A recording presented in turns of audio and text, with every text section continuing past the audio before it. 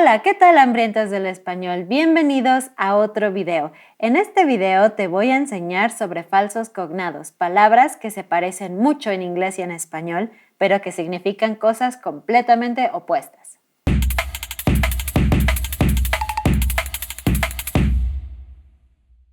Seguramente has escuchado que un error común es decir embarazado para decir embarrassed, cuando embarazada significa pregnant. Bueno, pues hay muchas otras palabras así en español e inglés que pueden confundirte, así que en este video te voy a enseñar solo algunos y después podemos hacer la parte 2 o la parte 3. Vamos a probar tu conocimiento de español. Te voy a decir esta palabra en español y voy a esperar tantito para ver si tú sabes qué significa. Cuidado, hay palabras en inglés que suenan similares pero no significan lo mismo. Comencemos. La primera es carpeta. ¿Qué significa carpeta? Claro que no significa carpet.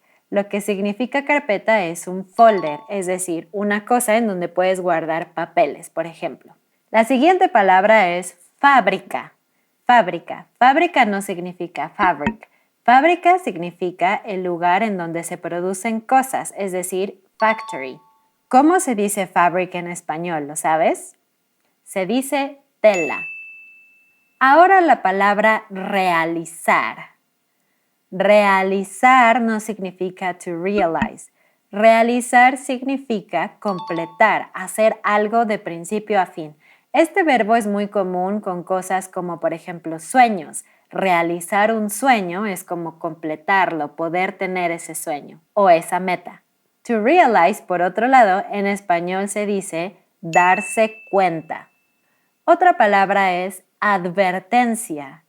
Esta palabra suena un poquito como advertising, pero no significa eso. Advertencia es cuando le dices a alguien que tenga cuidado porque algo va a pasar, es decir, warning.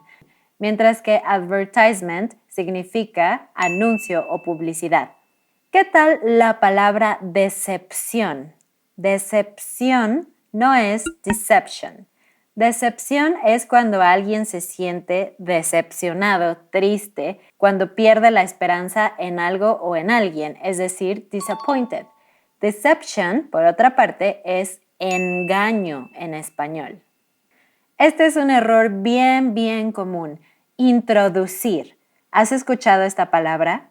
Bueno, pues no significa to introduce. Lo que significa introducir es meter una cosa en otra cosa. Es decir, insertar. Lo que usamos en español para decir to introduce es presentar. Presentarle un amigo a otro amigo, por ejemplo. Otra palabra es soportar. Soportar significa tolerar, mientras que to support en español se dice apoyar o incluso mantener. Tú puedes mantener a tu familia. Y vamos con las últimas dos. La primera tiene que ver con números y estoy segura que causa mucha confusión. La palabra billón.